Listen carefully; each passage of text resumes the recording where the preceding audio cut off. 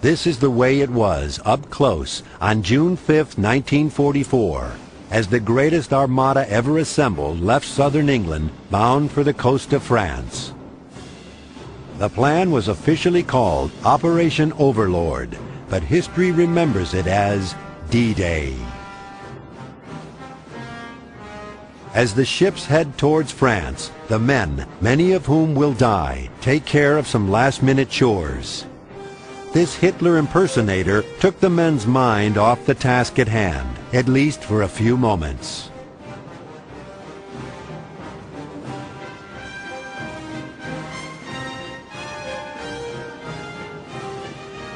Life vests are mandatory for everyone, even this little guy.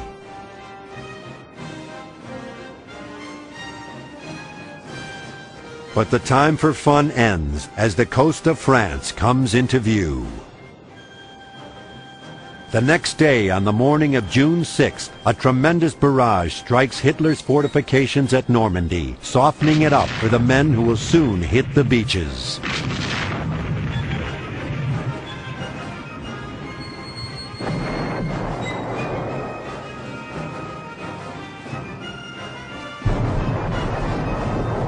There would be more than 10,000 casualties before this day was over.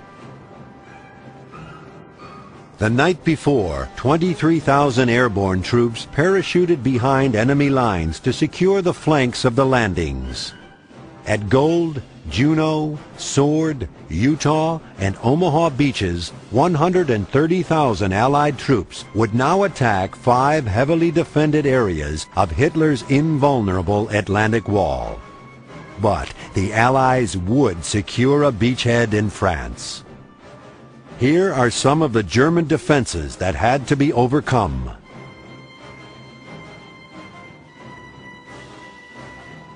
Now, the huge amount of men and supplies that were needed to successfully continue the invasion of France could be landed.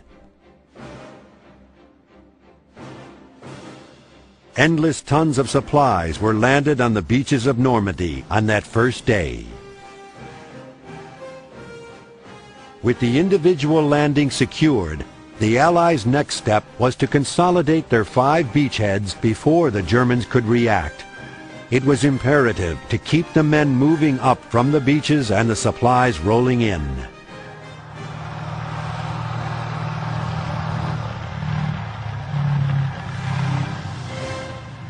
These are the first of many German prisoners the Allies would take on their drive east towards Paris. Speed was of the essence. It was vital to keep the Germans reeling and not allow them to counterattack.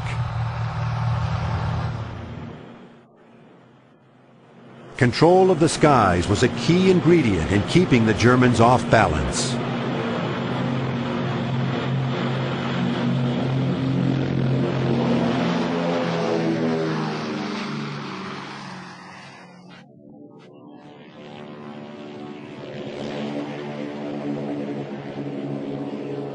Allied air superiority cost many German soldiers their lives.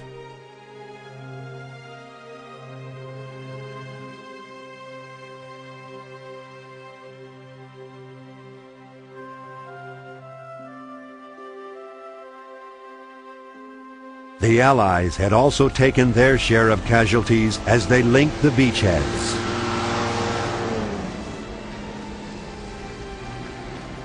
Now you are with the Allies as they start their arduous drive toward Paris through the devastated French countryside.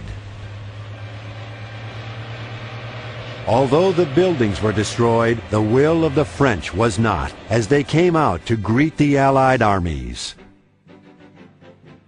While moving through France, the Allies realized the ultimate enemy was still on the other side of the Rhine. German prisoners filled the streets as the Allies fought on toward Paris. Hitler's dreams of a 1,000-year Reich were fading fast.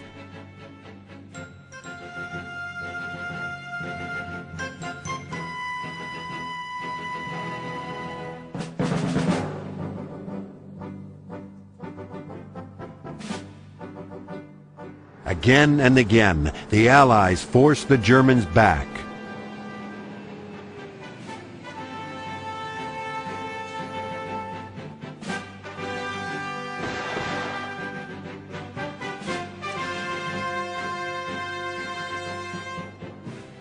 With more than 1 million soldiers in France by July 1st, men were able to rotate to the rear for a few days to catch their breath and catch up on their mail.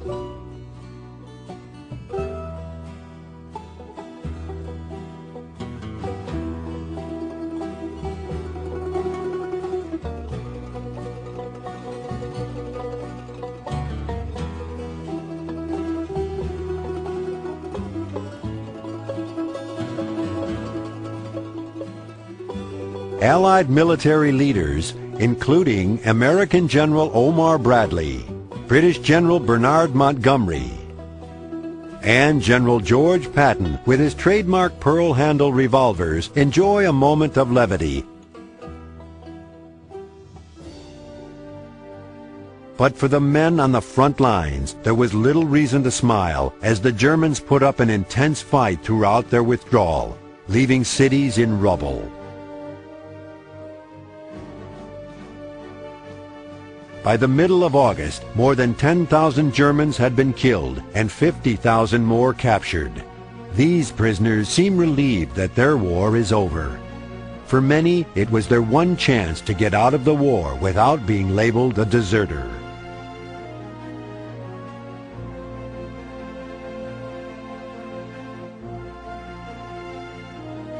These prisoners, and thousands more like them, were eventually shipped to POW camps in England and the United States, where they had the best of a bad war. They would return home alive and well-fed.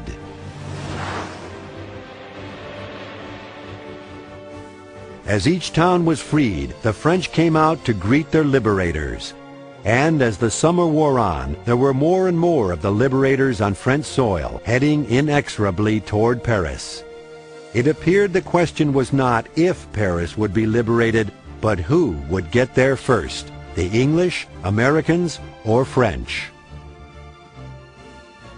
The Germans did not retreat without a fight, exacting a heavy toll for every mile won by the Allies. More than 240,000 German troops were able to escape back across the Seine. They blew up the bridges behind them, slowing the Allies slightly, until engineers could put up temporary bridges to keep the flow of troops moving forward.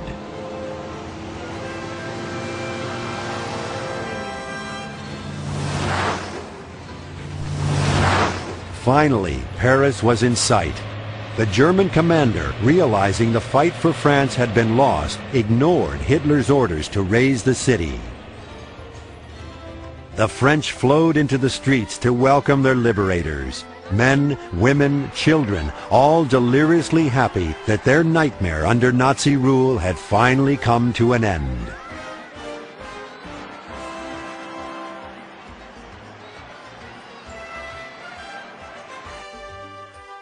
No one could contain their emotions, especially American GIs just happy to be alive.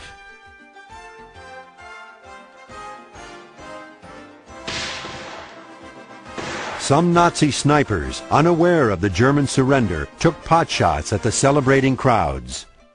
German POWs were driven around the city to quell the snipers. Some were sent off with a less than friendly pat on the head.